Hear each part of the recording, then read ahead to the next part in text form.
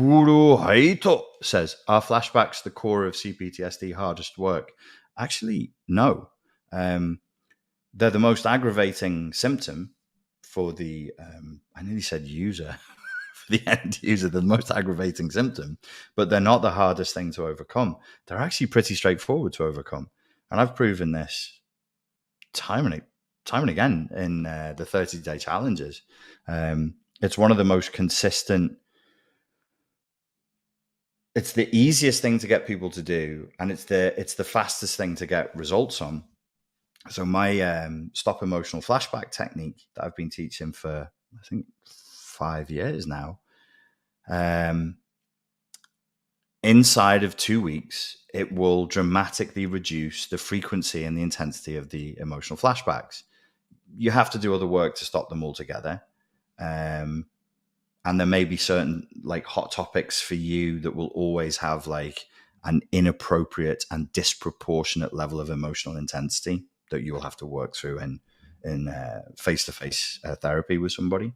So you reduce the emotional flashbacks, you do your emotional literacy, then you have to work on the superego. So the emotional flashbacks are not hard to reduce,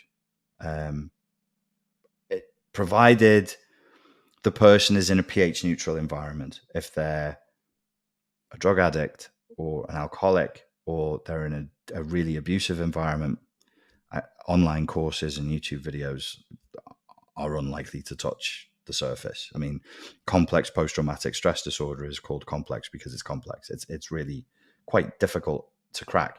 Flashbacks are okay.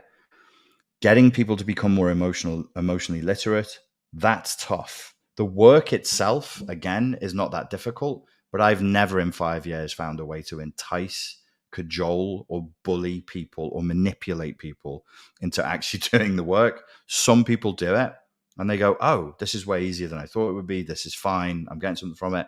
Most people refuse to do it. So even the emotional literacy is not that hard. Maybe the first push is hard. Maybe the first 3 or 4 attempts will be tough. And then after that, the boulder goes downhill and you're fine. What's hard is the superego injunctions.